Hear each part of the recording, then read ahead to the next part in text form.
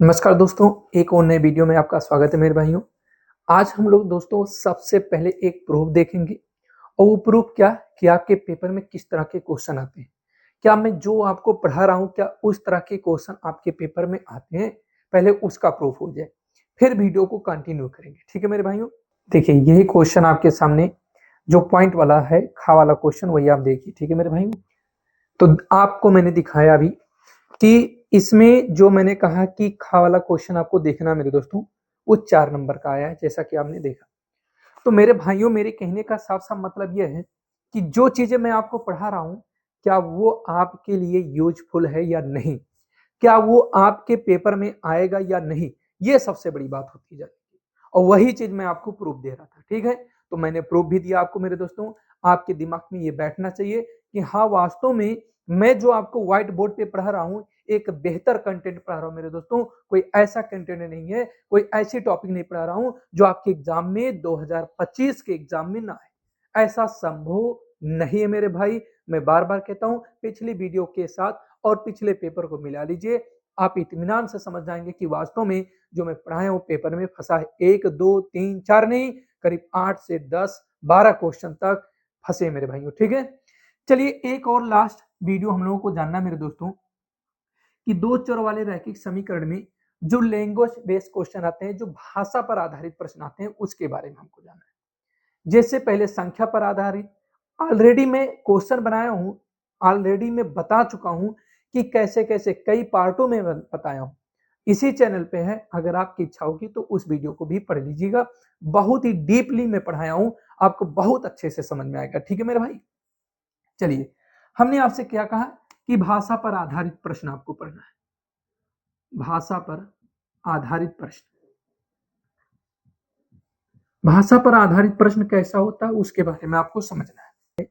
उसमें हम सबसे पहले पढ़ेंगे आयु से संबंधित प्रश्न। आपका हर एक पेपर कहीं ना कहीं ऐसा है कि जिसमें आयु से संबंधित, एज से रिलेटिव क्वेश्चन पूछा जाता है। तो सबसे पहले हम आयु से संबंधित प्रश्न पढ़ेंगे और इसके पीछे जो इसके पीछे का लॉजिक है, पहले उसको अच्छे से समझे मेरे दोस्तों। अगर मैं आपसे कहूं तो आपके एग्जाम में जो क्वेश्चन पूछता है अक्सर वर्तमान आयु पूछता है। तो जब वर्तमान आयु की बात होती है तो वहां पर हम कॉन्सेप्ट लगाते हैं कि लिखते हैं कि माना, मैं ऐसे लिख देता हूं, माना मोहन। देखिए मोहन की जगह पे ए भी हो सकता है, माता पिता हो सकते हैं, माता पिता से पुत्र या पुत्री का रिलेशन हो सकता है, ध्यान दीजिएगा। मोहन सोहन भी हो सकता है। मैं दो नामों को लेकर चल रहा हूं। माना मोहन की वर्तमान आयु यानी प्रेजेंट एज, माना मोहन की वर्तमान आयु x वर्ष तथा तथा उसके पुत्र की वर्तमान आयु y वर्ष। बस मेरे दोस्त, यही यही पॉइंट आपको मानना है। माना पिता की वर्तमान आयु x वर्ष तथा पुत्र की वर्तमान आयु y वर्ष। माना माता की वर्तमान आयु x वर्ष, मतलब दो ही लोगों का नाम हमेशा लिया जाएगा आपके एग्जाम में, ध्यान में रखिएगा। अब यही सबसे इंपॉर्टेंट पॉइंट शुरू होता है कि क्या इसके बाद की चीजों को लड़के समझ नहीं पाते और सबसे बड़ा मिस्टेक करते मेरे भाई। जो कि आपको नहीं करना वो मैं आपको बता रहा हूं, अच्छे से समझ में आएगा। इसके बाद एज से रिलेटिव किसी भी क्वेश्चन में आपको डाउट नहीं रह जाएगा, ये हमारी गारंटी मेरे भाई। ठीक है, अगर प्रश्न में ध्यान दीजिएगा, प्रश्न में कहता है एन वर्ष बाद, आफ्टर एन ईयर्स, एन वर्ष बाद। बाद को हम हिंदी में पश्चात वर्ड से भी समझते हैं, या तो पश्चात दे या तो बाद दे, और इंग्लिश में तो आफ्टर ही होता है।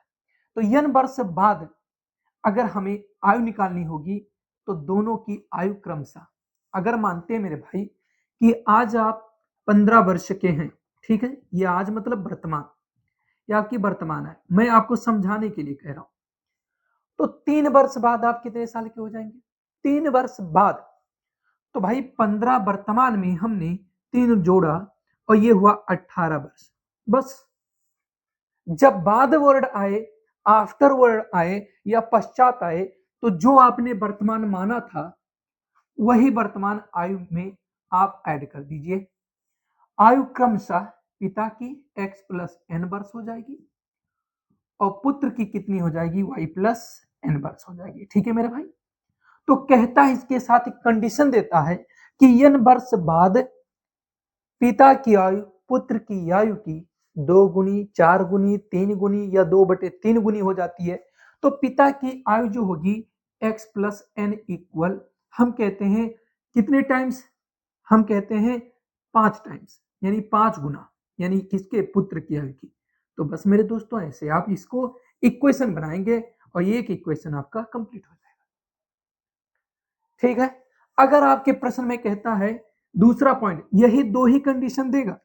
दूसरा कंडीशन आपसे कहेगा n वर्ष पहले, n वर्ष पहले, पहले को हिंदी में एक और वर्ड से जाना जाता है पूर्व, जिसको इंग्लिश में before, before n years before. अब जब बिफोर पहले की बात, अगर आप 15 साल आज वर्तमान में प्रेजेंट में आप 15 साल के हैं तो 3 साल पहले आप कितने थे, 3 वर्ष पहले, 3 वर्ष पहले आप कितने थे। तो सिंपल सी बात है, आज से 3 वर्ष पहले मतलब घटाना पड़ेगा हमको, यानी 15 में से आप 3 घटाए, यानी वर्तमान की एज में से जो पहले कह रहा उसी को आपको घटाना है। इसका मतलब x माइनस एन वर्ष पिता हो जाएंगे यानी मोहन, और y माइनस एन वर्ष क्या हो जाएगा, पुत्र हो जाएगा या उसका दोस्त। फिर यह भी कहेगा कि उससे 20 वर्ष ज्यादा या कम, या 2 गुना, आधा गुना, कुछ भी कह देगा मेरे भाई। तो वो दूसरा इक्वेशन मान लेते हैं इस तरह से x माइनस एन इक्वल, मान लेते हैं उसके एज का आधा हो जाता है y माइनस एन बाई 2, आधा माने इतना। और आप फिर यहां से एक इक्वेशन 2 बनाएंगे। फिर वही मेथड, चाहे विलोपन चाहे प्रतिस्थापन विधि से आपको क्या करना है, चाहे एलिमिनेशन मेथड लगाइए और चाहे सब्स्टिट्यूशन मेथड लगाइए और x y के वैल्यू निकालिए। जो x और y का वैल्यू आएगा वही आपका क्या हो जाएगा, प्रेजेंट एज हो जाएगा, वर्तमान आयु हो जाएगा। चलिए इस पर एक बेहतरीन क्वेश्चन, लैंग्वेज बेस्ड क्वेश्चन करेंगे और वो क्वेश्चन जो आपके हाल ही एग्जाम में पूछे गए। ठीक है मेरे दोस्तों, चलिए क्वेश्चन पे चलते हैं। चलिए दोस्तों, ये रहा आपके सामने क्वेश्चन। पिता की वर्तमान आयु पुत्र की वर्तमान आयु की 4 गुनी है। 5 वर्ष बाद पिता की आयु पुत्र की आयु की 3 गुनी होगी। दोनों की वर्तमान आयु याद कीजिए। दोस्तों ये 2011 और 16 में आया हुआ क्वेश्चन है। ठीक है, तो इसको आप बहुत अच्छे से समझने की कोशिश करेंगे। ठीक है मेरे भाइयों, चलिए सबसे पहले लिखेंगे हल यानी सॉल्यूशन।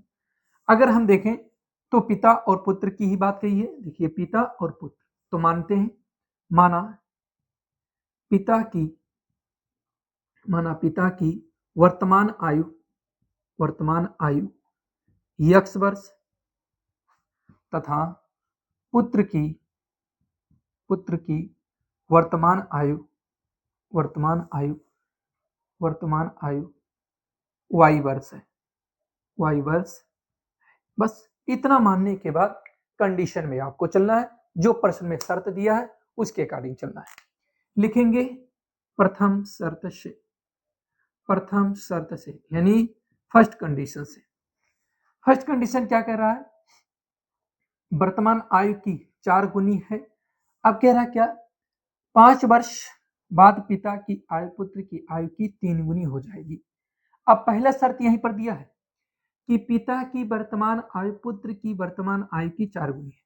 तो पिता की वर्तमान आयु आपने यक्ष माना, तो यक्ष इक्वल 4 गुना पुत्र की आयु, पुत्र की आयु को आपने y माना, समीकरण नंबर x 1 लिख दिया, x इक्वल 4y, समीकरण नंबर 1 हो गया। दूसरे शर्त से मेरे भाई, दूसरे शर्त से मेरे दोस्त, दूसरा शर्त क्या कह रहे हैं मेरे दोस्त, दूसरा शर्त कुछ यहां से कह रहा 5 वर्ष बाद, यहीं से शुरू होता है, तो लिखते हैं 5 वर्ष बाद, 5 वर्ष बाद दोनों की आयु क्रमशः, दोनों की आयु क्रमशः, आयु क्रमशः कितना हो जाएगा मेरे दोस्त, x प्लस 5 वर्ष व y प्लस 5 वर्ष होगा।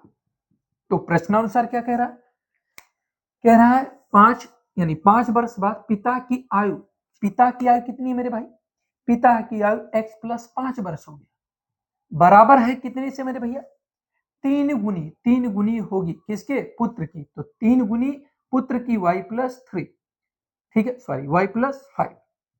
अब यहां पर क्या हो जाएगा, अगर हम देखें तो डायरेक्ट लिख सकते हैं इक्वेशन 1 से, यानी समीकरण 1 से मेरे भाई, समीकरण 1 से क्या कि x की जगह पे हम 4y लिख सकते हैं, तो इस x की जगह पे हम 4y लिखेंगे और प्लस 5 बराबर 3 करने 3y और प्लस 3 पचे 15, ठीक है मेरे दोस्त, इसको मैं मिटा सकता हूँ। इस 3y को इधर लाएंगे, इस 5 को इधर, तो 4 में से 3 चला जाएगा 1y और 15 में से 5 चला जाएगा तो 10 वर्ष आया। 10 वर्ष यानी y किसका था, पुत्र की, तो पुत्र की आयु आ गया, पुत्र की आयु 10 वर्ष। समीकरण 1 से लिखेंगे, समीकरण 1 से, समीकरण 1 से x का मान निकालेंगे। समीकरण 1 क्या है, x इक्वल 4y, तो 4 इंटू वाई, वाई का मान 10, 10 चौक 40, x इक्वल 40 वर्ष।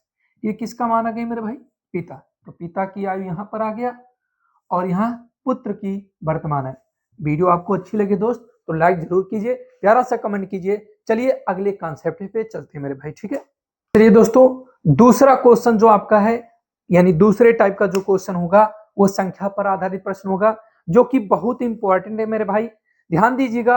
हो सकता है एज वाला क्वेश्चन, मतलब मैं जहां तक समझ पा रहा हूं 80% संभावना है कि इस बार एज से रिलेटिव क्वेश्चन नहीं आएगा, लेकिन संख्या से रिलेटिव क्वेश्चन 99.99% मोहर मार लीजिए आपके एग्जाम में आना तय है, तो तय है मेरे दोस्तों, ठीक है। अब यहाँ पर संख्या से रिलेटिव क्वेश्चन क्या होगा वो ध्यान दीजिए दोस्तों। यहाँ पर आपको समझना है, कभी कभी आपके प्रश्न में बड़ी संख्या और छोटी संख्या कह देता है, तो आपकी इच्छा है कि माना बड़ी संख्या, माना बड़ी संख्या, माना बड़ी संख्या x, माना बड़ी संख्या x तथा छोटी संख्या, तथा छोटी संख्या, छोटी संख्या y है। तो दोस्तों इसमें कुछ कॉन्सेप्ट दे देगा कि यदि बड़ी संख्या, यदि छोटी संख्या में 5 जोड़ दिया जाए तो बड़ी संख्या के बराबर हो जाएगा, या दूसरा शर्त दे देगा कि जो बड़ी संख्या है छोटी संख्या की आधी है, तो दूसरा शर्त बन जाएगा। दो इक्वेशन बनेगा और दोनों इक्वेशन से आप क्वेश्चन को सॉल्व करेंगे। चलिए एक लेटेस्ट एग्जाम में पूछा गया क्वेश्चन आपके सामने लाता हूं, तब मैं आपको इससे रिलेटिव क्वेश्चन आपको बहुत अच्छे से समझाता हूं, ठीक है मेरे भाई।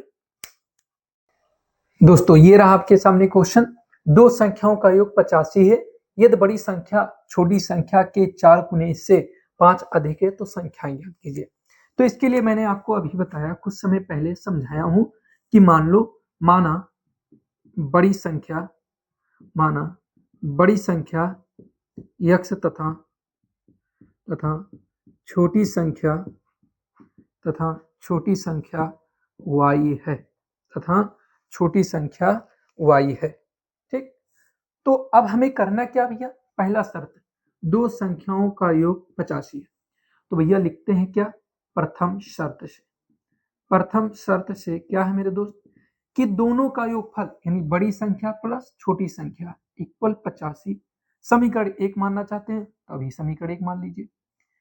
दूसरे शर्त से क्या मेरे भाई, दूसरे शर्त से, दूसरा शर्त क्या कह रहा दोस्त, ध्यान दीजिए, यदि बड़ी संख्या छोटी संख्या के 4 गुने से, यदि बड़ी संख्या यानी x इक्वल है छोटी संख्या के 4 गुने से कितना, 5 अधिक है, तो जब छोटी संख्या के 4 गुने में 5 ऐड करेंगे तो ही वो 5 के बड़ी संख्या के बराबर होगा।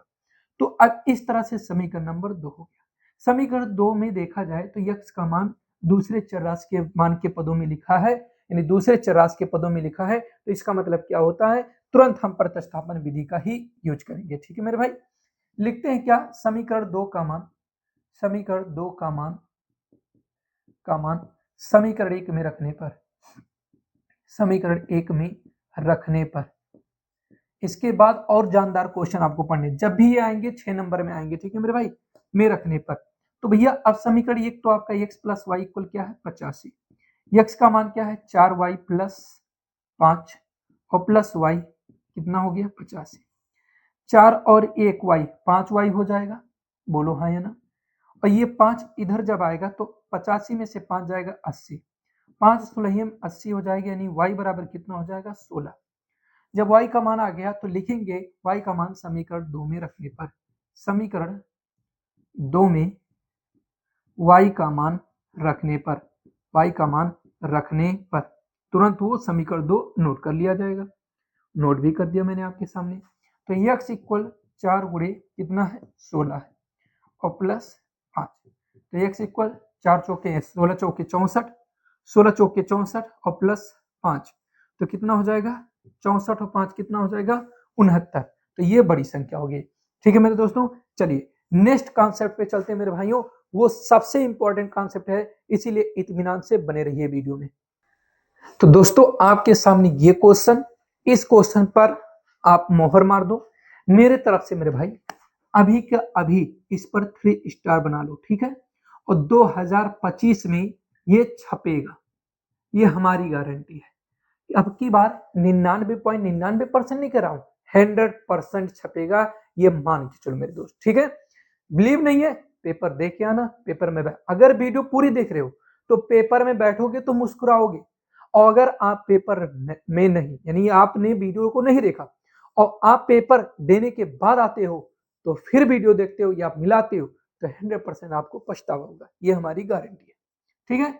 2 अंकों की संख्या, अब 2 अंकों की संख्या अगर हम आपसे पूछे तो कहां से स्टार्ट होता है 10 से, और कहां तक जाता है 99 तक। बस इतना आप अगर जान गए भाई तो पूरा का पूरा आप क्वेश्चन ही सॉल्व कर देंगे। 6 नंबर तो चुटकियों में मिलेगा आपको, ये हमारी गारंटी है। 2 अंकों की संख्या 10 से शुरू होती है और 99 पे खत्म, इसके बाद 2 अंकों वाली कोई संख्या नहीं है, ढूंढ है कोई।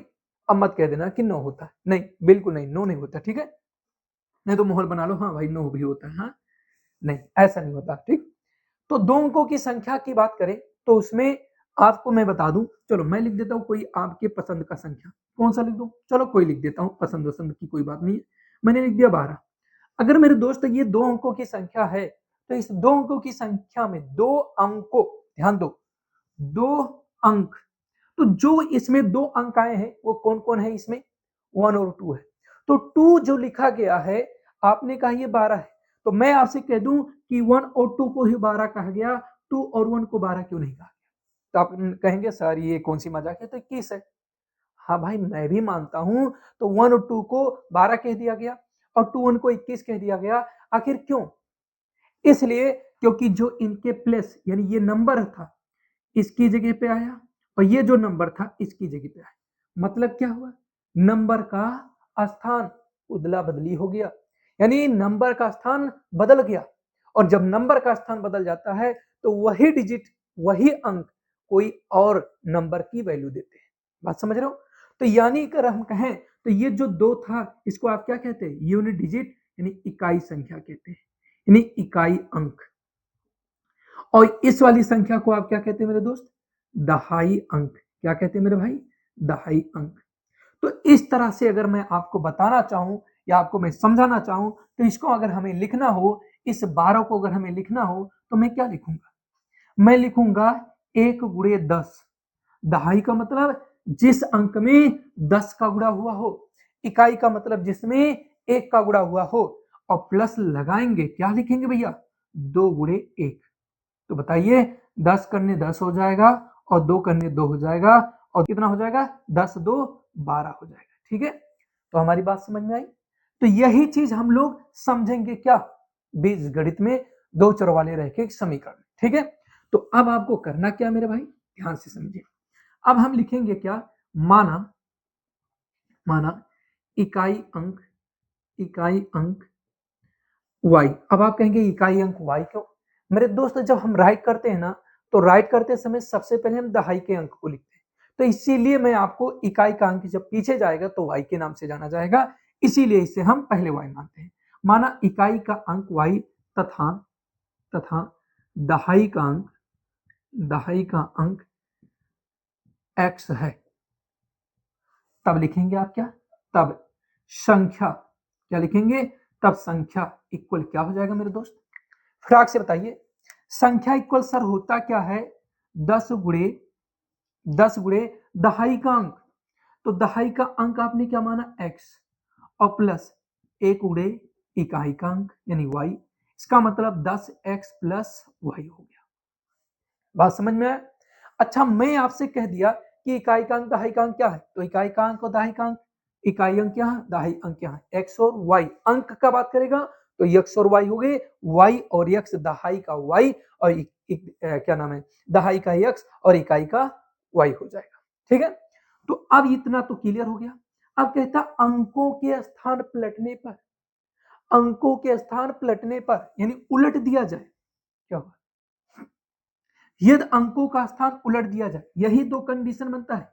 यदि अंकों का स्थान, अंकों का स्थान, अंकों का स्थान उलट दिया जाए, अंकों का स्थान उलट दिया जाए,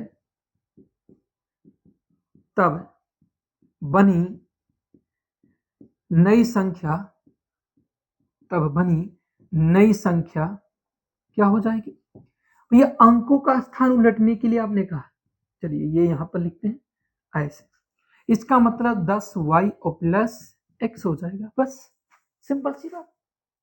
जब इस तरह से हो जाता है, बस इतने काम अगर आपको, इतना प्रोसेस आपको करने आता है मेरे दोस्त, तो फिर कोई दिक्कत नहीं होगा, पूरा का पूरा क्वेश्चन आप चुटकियों में सॉल्व करेंगे। देखिए इसके बाद मैं आपके सामने क्वेश्चन ला रहा हूं, बहुत ही अच्छे से आपको समझ में आएगा। ठीक है मेरे भाई, ये रहा बेहतरीन क्वेश्चन जो कि आपके लिए बहुत इंपॉर्टेंट है। और मेरे दोस्तों, ये मैं अगर आपको बताना चाहूं तो ये कौन से पेपर में आया है वो भी मैं आपको बता दे रहा हूं, कौन से सन में आया है। 2024 के पेपर में आया हुआ क्वेश्चन मेरे भाई, ये 2024 के पेपर में आया हुआ है, ध्यान दीजिएगा, 2024 के पेपर में आया हुआ है, और वो भी कितने नंबर का मेरे भाई, 6 नंबर। कितने नंबर का, 6 नंबर का। ठीक है, तो बहुत अच्छे से समझिए मेरे दोस्त, बहुत अच्छे से मैं आपको समझाऊंगा मेरे भाई। ठीक है, और ध्यान दीजिएगा, अगर वीडियो आपको पसंद आए तो लाइक कीजिए, प्यारा से कमेंट कीजिए कि हमको बहुत अच्छे से समझ में आ रहा। और दूसरी सबसे बड़ी बात कि अगर नए चैनल पे नए हो तो सब्सक्राइब कर लो, इसलिए कि अगर इस तरह का कोई भी कंटेंट आपको मिले तो सबसे पहले आप ही को मिले, तब दूसरे के पास जाए, क्योंकि आप सब्सक्राइबर हो तो सब्सक्राइबर का मतलब हमारी फैमिली, और हमारी फैमिली तक हमारी कोई भी व्यवस्था हो तो पहले पहुंचे। ठीक है मेरे दोस्त, चलिए, 2 अंकों की एक संख्या, तो सबसे पहले दोस्त आपको करना क्या है, वही चीज, माना, माना इकाई का अंक, माना इकाई का अंक, इकाई का अंक y तथा दहाई का अंक, दहाई का अंक तथा दहाई का अंक x है। ठीक है मेरे दोस्त, तो फिर कह क्या रहा है, तो हम कहेंगे क्या, सिर्फ यही कहेंगे, तब संख्या बराबर क्या हो जाएगा, संख्या बराबर दहाई में 10 का गुणा यानी 10x और प्लस y, ये हो गया। प्रश्नानुसार या प्रथम शर्त से लिखते हैं, प्रथम शर्त से,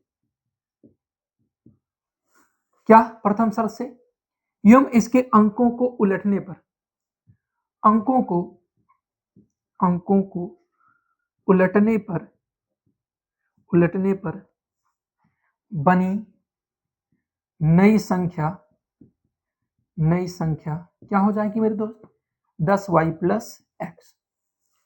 तो कह रहा उलटने पर बनी संख्या यानी 2 अंकों की संख्या यूं इसके अंकों को उलटने पर बनी संख्या का योगफल। इसका मतलब क्या कह रहा है, जो पहले हमारी संख्या थी वो, तो हमारी पहली संख्या कौन थी भैया, 10x प्लस वाई, प्लस योग करना है कौन, जो उल्टी हुई संख्या है, उलटने पर बनी संख्या, दोनों का योगफल कितना है मेरे दोस्त, 66 है।